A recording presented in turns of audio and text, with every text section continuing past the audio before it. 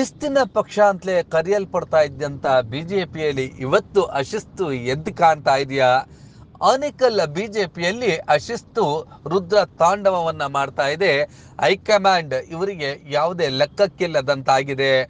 ಒಂದು ಕಾಲದಲ್ಲಿ ಬಿಜೆಪಿ ಅಂತಂದ್ರೆ ಶಿಸ್ತು, ಆ ರೀತಿಯಾಗಿ ಇದ್ದಂತಹ ಸಿದ್ಧಾಂತಗಳು ಇವತ್ತೆಲ್ಲವೂ ಕೂಡ ಗಾಳಿಗೆ ತೂರಲ್ಪಟ್ಟಿದೆ. ಇತ್ತೀಚೆಗಷ್ಟೇ ಆನೇಕಲ್ ಬಿಜೆಪಿಗೆ ಆನೇಕಲ್ ಪುರಸಭೆಯಲ್ಲಿ ನಡೆದಂತಹ ಚುನಾವಣೆ ಬಿಜೆಪಿಯನ್ನ ಎರಡು ಭಾಗಗಳನ್ನಾಗಿಸಿದೆ. ನಿಕಟಪೂರ್ವ ಬಿಜೆಪಿಯ ಅಭ್ಯರ್ಥಿ ಉಲ್ಲಳ್ಳಿ ಶ್ರೀನಿವಾಸ್, ಮಾಜಿ ಕೇಂದ್ರ ಸಚಿವರಾಗಿರುವಂತಹ ಎ ನಾರಾಯಣಸ್ವಾಮಿರವರ ಬಣಗಳಾಗಿ ಆನೇಕಲ್ ಬಿಜೆಪಿ ವಿಂಗಡಣೆ ಆಗಿದೆ. ಕಳೆದ 6 ವರ್ಷಗಳಿಂದಲೂ ಕೂಡ ಬಿಜೆಪಿಯ ಸಂಘಟನೆಗೆ ಅತಿ ಹೆಚ್ಚು ಹಣವನ್ನ ತಂದು ಸುರಿದಿದ್ದಂತಹ ಉಲ್ಲಳ್ಳಿ ಶ್ರೀನಿವಾಸ್ ಇವತ್ತು ಲೆಕ್ಕಕ್ಕಿಲ್ಲದಂತಾಗಿದ್ದಾರೆ. ಇಲ್ಲಿ ಒಣ ಪ್ರತಿಷ್ಠೆಗಳು ಹಾಗೂ ತಮ್ಮ ಸ್ವಾರ್ಥಕ್ಕಾಗಿ ಪಕ್ಷವನ್ನ ಬಲಿ ನೀಡ್ತಿದ್ದಾರೆ ಅಂತೇಳಿ ಗುಸುಗುಸು ಆರಂಭವಾಗಿದೆ. ಮಾಜಿ ಕೇಂದ್ರ ಸಚಿವ ಎ ನಾರಾಯಣಸ್ವಾಮಿರವರು ಪಕ್ಷದಲ್ಲಿನ ಅಶಿಸ್ತನ್ನ ನಿಯಂತ್ರಿಸಿ ಪಕ್ಷವನ್ನ ಹಿಡಿತಕ್ಕೆ ತೆಗೆದುಕೊಳ್ಳಬಹುದಿತ್ತು.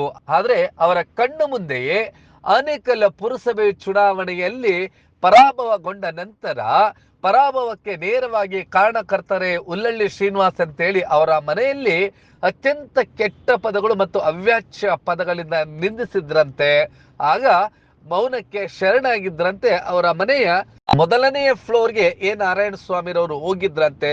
ಇವತ್ತು ಬಿಜೆಪಿಯ ಸದಸ್ಯತ್ವ ನೋಂದಣಿ ಅಭಿಯಾನ ಕಾರ್ಯಕ್ರಮ ಅತ್ತಿಬೆಲೆಯಲ್ಲಿ ಏರ್ಪಾಡಾಗಿತ್ತು. ಇಲ್ಲಿ ಈ ಒಂದು ಕಾರ್ಯಕ್ರಮದಲ್ಲಿ ವ್ಯವಸ್ಥಿತರಾಗಿ ಬಂದಿದ್ದಂತ ಒಂದಷ್ಟು ಗುಂಪು ಉಲ್ಲಳ್ಳಿ ಶ್ರೀನಿವಾಸ್ ರವರು ಬರ್ತಾ ಇದ್ದಂತೆ ಅವರ ಮೇಲೆ ಮುಗಿಬಿದ್ದಿದ್ದಾರೆ, ಅವ್ಯಾಚ್ಯ ಶಬ್ದಗಳಿಂದ ನಿಂದಿಸಿದ್ದಾರೆ. ಆಗ್ಲೂ ಕೂಡ ಎ ನಾರಾಯಣಸ್ವಾಮಿರವರು ಮೌನವಾಗಿದ್ರಂತೆ. ಈ ಒಂದು ಮೌನ ಪಕ್ಷಕ್ಕೆ ದೊಡ್ಡ ಬೆಲೆಯನ್ನ ತೆರ್ತಾ ಇದೆ. ಪಕ್ಷದಲ್ಲಿ ಅಶಿಸ್ತು ಎದ್ದು ಕಾಣ್ತಾ ಇದೆ.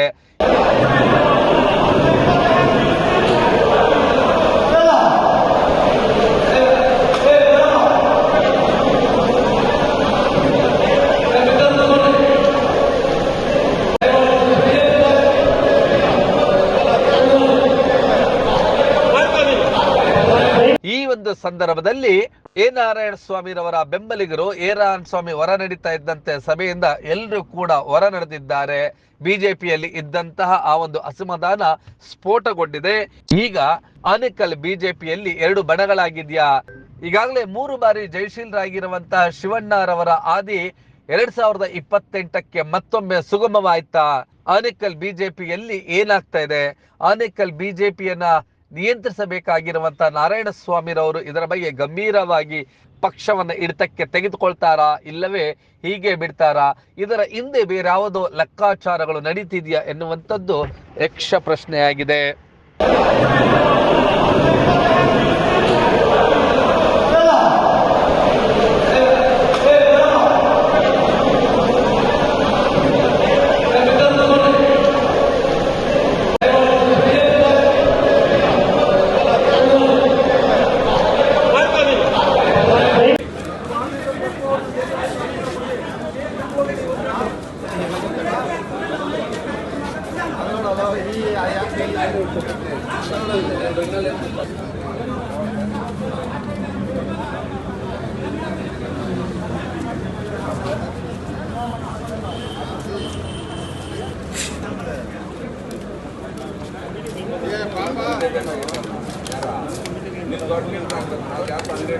ನಾವು ಇಂಡಿಪೆಂಡೆಂಟ್ ಅಲ್ಲಿ ಎಲ್ಲಿದ್ದೇನೆ ಇಲ್ಲೇ ಅಪ್ಪ ಅಲ್ಲಿ ನಾವು ಇಂಡಿಪೆಂಡೆಂಟ್ ನಾವು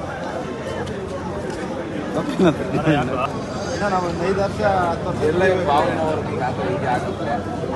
ವರ್ಷ 10 ವರ್ಷ ದುಡಿಬೇಕು.